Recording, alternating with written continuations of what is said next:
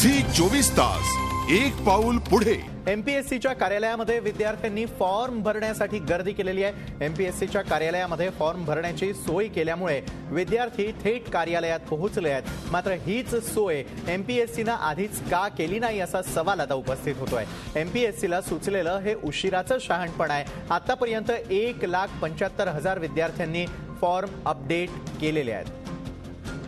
एमपीएससीचा घोळ अजूनही सुरू आहे। एमपीएससीच्या कार्यालयात विद्यार्थ्यांनी फॉर्म भरण्यासाठी म्हणून खूप गर्दी केलेली आहे। एमपीएससीच्या कार्यालयामध्ये फॉर्म भरण्याची सोय केल्यामुळे विद्यार्थी थेट आता कार्यालयात जाणं पसंत करतायत, कारण वेबसाईटवरती हे अपडेट करण्यासाठी वेळ कमी आहे। शिवाय इंटरनेटमुळे येणारा जो व्यत्यय आहे तोच टाळण्यासाठी म्हणून विद्यार्थी आता थेट पोहोचले आहेत ते एमपीएससीच्या कार्यालयामध्ये। मात्र हीच सोय एमपीएससीनं आधीच का केली नाही असा संतप्त सवाल उपस्थित होतोय।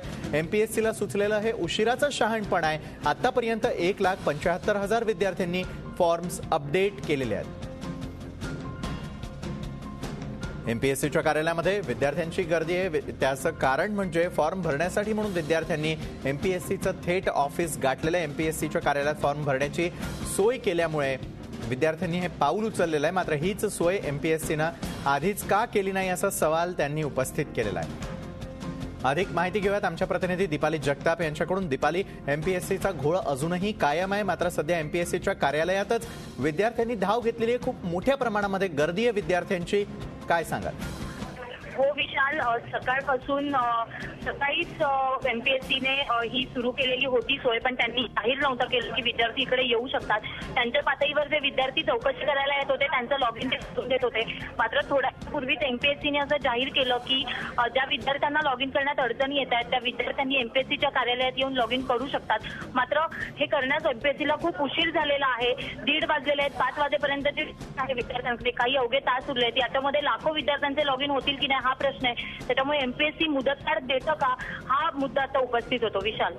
नक्कीच, मात्र उशिरानं सुचलेलं हे शहाणपण आहे असं ओरड देखील विद्यार्थ्यांकडून केली जाते, कारण आधीच हा निर्णय घेतला असता तर इतका गोंधळ झाला नसता।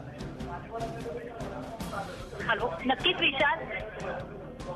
हा दीपाली, नक्कीच विशाल, आपल्याला असं म्हणता येईल। शिवाय दुसरा मुद्दा असा की मुंबईचं जे एमपीएससी कार्यालय आहे या ठिकाणी अगदी सांगली, औरंगाबाद गावाकडून इथे जे विद्यार्थी आहेत ते आलेले आहेत मुंबईच्या कार्यालयात। काल रात्री हे विद्यार्थी गाडीत बसले आणि ते आता मुंबईला पोहोचलेले आहेत आणि मुंबईच्या कार्यालयात ग्रामीण भागातून विद्यार्थ्यांची पण गर्दी झालेली आहे लॉग इन करण्यासाठी।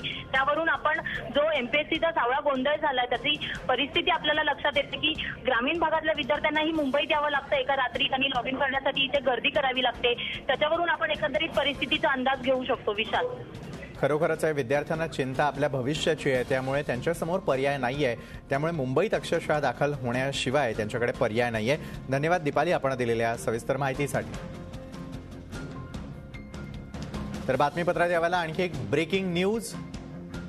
एमपीएससी परीक्षा कोणत्याही परिस्थितीत पुढे ढकला असं म्हणणं आता एनसीपी, सेना, मनसे, भाजप सदस्यांनी या संदर्भातली मागणी केली आहे। विधानसभेमध्ये विरोधी पक्षांसह एनसीपी देखील आक्रमक झाल्याची बातमी येते। एमपीएससी परीक्षा कोणत्याही परिस्थितीत पुढे ढकला असं म्हणणं आहे। एनसीपी, सेना, मनसे सर्वजण आता विद्यार्थ्यांच्या बाजूने विचार करायला लागलेले, कारण आपण बघितलं की एमपीएससीचे फॉर्म्स भरण्यासाठी म्हणून विद्यार्थ्यांनी अक्षरशः मुंबई गाठलेली आहे।